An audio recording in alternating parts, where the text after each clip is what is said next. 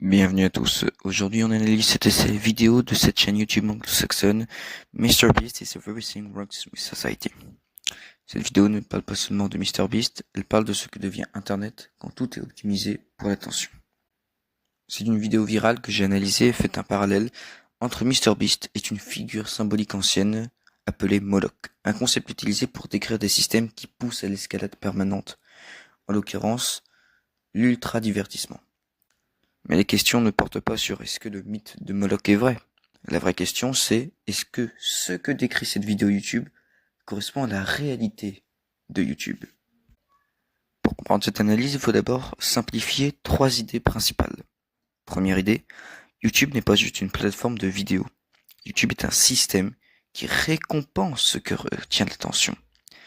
Deuxième idée, les créateurs ne créent pas seulement du contenu, mais créent aussi des formats optimisés pour survivre dans un algorithme qui est très rigide d'ailleurs.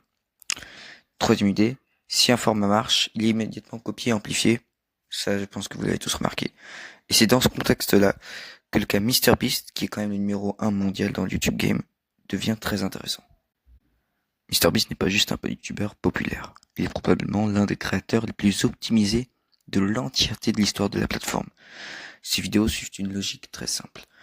Une idée compréhensible extrêmement facilement et très rapidement.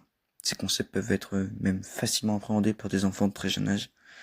Je cite pour exemple, un billet d'avion à $1 versus 500 000 $, le dernier à quitter le cercle gagne 500 000 $, voiture à $1 versus 100 millions de dollars, etc., etc. C'est ces concepts traditionnels et c'est grâce à eux qu'il a gagné pas moins de 479 millions d'abonnés à l'heure où j'écris cette vidéo.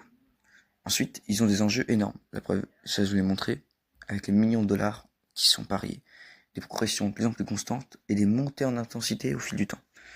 Le résultat, c'est que ces vidéos ne sont pas seulement regardées. Elles sont conçues donc pour retenir l'attention jusqu'à la dernière seconde de vidéo.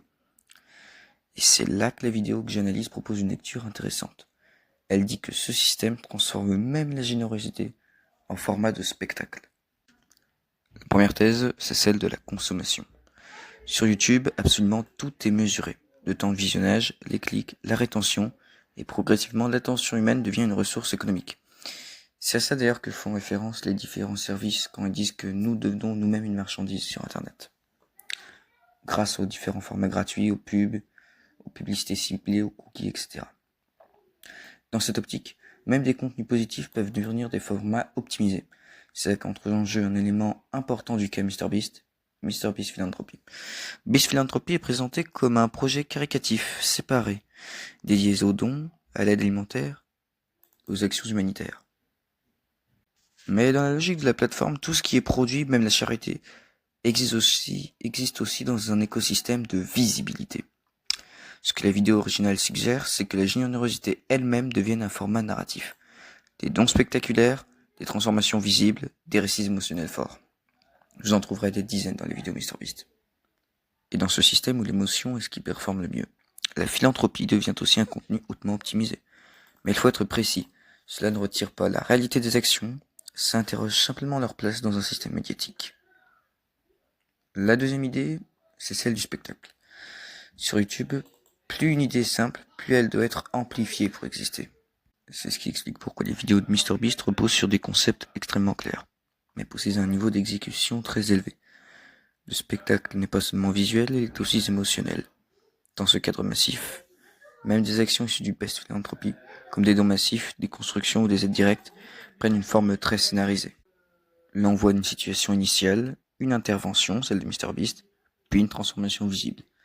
Cette structure est extrêmement efficace sur le plan narratif, car elle maximise l'impact émotionnel et la compréhension immédiate. Mais la vidéo que j'analyse propose une lecture plus large. Dans un environnement où l'attention est la ressource principale, tout ce qui est visible et émotionnel devient naturellement dominant. Cela ne veut pas dire que ces actions sont fausses ou artificielles, cela veut dire qu'elles s'inscrivent dans une logique où le spectacle est aussi une condition de visibilité. C'est ici que le youtubeur introduit le concept de Moloch dans ses vidéos. C'est une métaphore utilisée pour décrire des systèmes où la compétition pousse tout le monde à aller toujours plus loin, même contre son intérêt. Ainsi qu'une figure archétypale, spirituelle même, dirais-je, de la décadence pour le profit. Dans cette lecture, YouTube devient un système où, si tu n'es pas dans l'escalade, tu disparais. Et donc les créateurs ne choisissent pas forcément d'aller plus loin, Ils y sont poussés par la structure elle-même.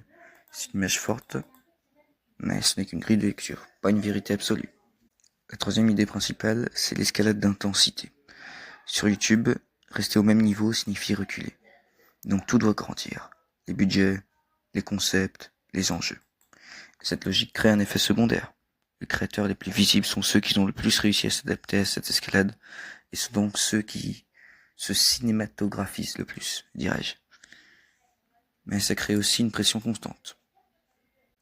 Donc au final, cette vidéo ne parle pas seulement de MrBeast. Elle parle d'un système beaucoup plus large, celui des plateformes où l'attention est devenue la ressource centrale. Mais il faut garder une chose en tête. Ce genre d'analyse n'est qu'une interprétation parmi des milliers d'autres.